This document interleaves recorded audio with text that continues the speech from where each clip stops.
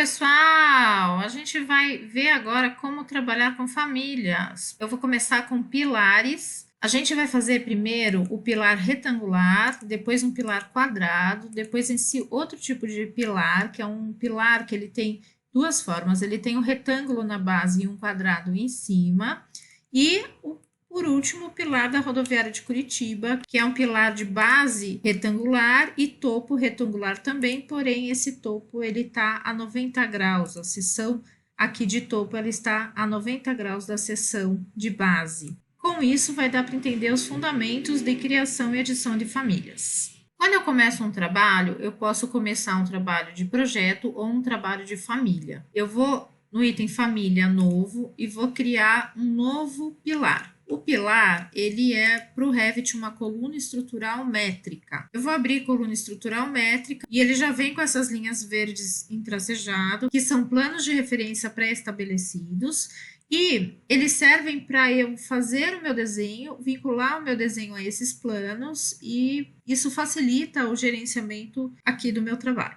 Para começar a modelar um pilar, eu tenho que escolher o modo de modelagem que eu vou utilizar. Então, aqui no caso, eu vou usar o modo de extrusão. Eu quero fazer um pilar retangular inicialmente. O modo de extrusão, eu escolho o desenho da base e ele vai fazer essa base em uma altura. Eu escolho a opção extrusão, vou escolher aqui um formato de retângulo e vou desenhar a base de modo que ela fique grudada nesses planos de referência. No caso aqui, esses planos estão com essa restrição equidistante, eles estão gerando uma forma quadrada. Isso não vai ter problema, a gente já vai entender por quê. Feito isso, eu tenho aqui o meu pilar, eu não me preocupei ainda com a altura dele, a gente pode ver que as unidades aqui estão em milímetros, então eu vou mudar a minha unidade para centímetros, uma casa decimal, suprimir zeros à direita, e agora, na vista de elevação, na parte posterior eu consigo ver a elevação. Se eu quiser, eu posso visualizar isso como sombreado para facilitar a identificação do meu pilar.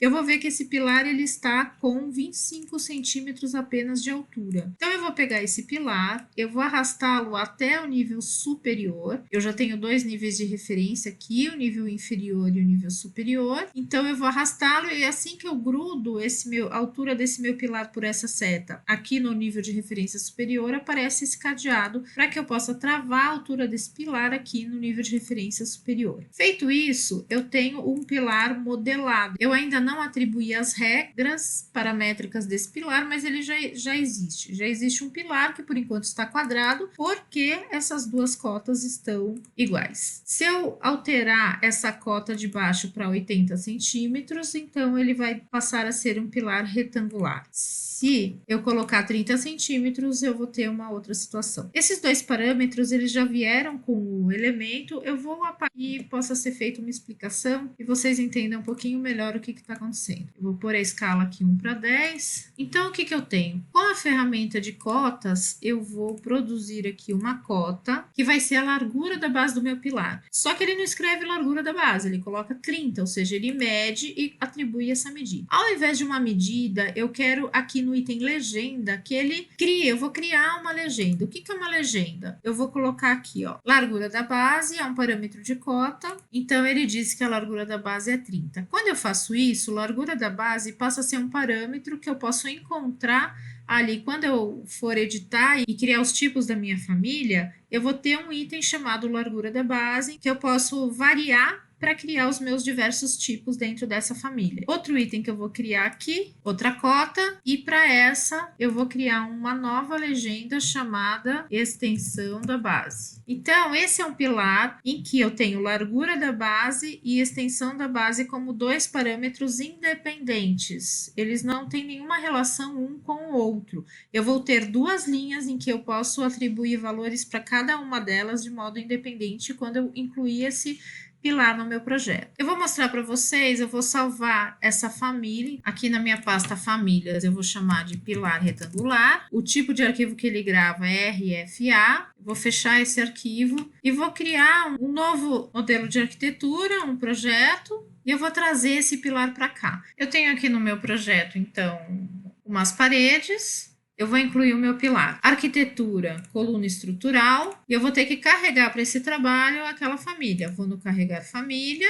vou na minha pasta de famílias, carregar a família que eu criei, chamada pilar retangular. Essa família fica disponível para eu trabalhar e ele vai trazer aqui pilar. Se eu coloquei o meu pilar no nível 1, eu vou perceber que ele colocou do nível 1 para baixo. Esse é o padrão aqui de quando eu insiro um pilar. Então, eu posso ir no nível 2 e colocar o meu pilar aqui no nível 2. Colocar 2 aqui e vocês vão ver que esse pilar, ele ficou lá como pilar retangular. Se eu for na opção editar tipo, eu vou ver que eu ainda não tenho nenhum tipo além desse para o meu pilar. E vejam aqui, ó, na ANI tem cotas, que é o grupo de parâmetros que eu tenho lá. A extensão da base é 50, a largura da base é 30. Então, se eu quisesse criar um pilar diferente, eu poderia então duplicar aqui, escrever pilar retangular 40 por 80 e aí ajustar a extensão da base para 80 e a largura da base para 40. Feito isso, o meu pilar já vai ser de um outro tipo, de um tipo diferente deste primeiro. Eu vou salvar esse arquivo de Revit, vou fechar para não confundir vocês e vou abrir a família do pilar retangular, que é aquela que eu estava trabalhando. Então, a opção dos tipos desta família pode ser também configurada aqui na família do objeto. Então, por exemplo, eu tenho um botão aqui do lado que chama tipos de famílias, em que, no caso, eu posso atribuir os meus parâmetros aqui. Tá vendo aquele parâmetro ou linear e largura? Ele estava aqui nas opções outros. E por isso, eu criei novos parâmetros no subgrupo de cotas, tá? O que possibilita aqui, eu posso apagar, posso excluir esses outros parâmetros. Então, aqui eu tenho a possibilidade de criar novas possibilidades aqui e criar os meus tipos. Então, por enquanto, eu não tenho nenhum. O material estrutural, se eu quiser já aqui, eu também posso. Eu vou escolher esse material concreto pré-moldado suave, levar esse material para o meu trabalho e atribuir aqui com 2 cliques para o meu objeto. Eu posso criar novos tipos, então eu posso criar um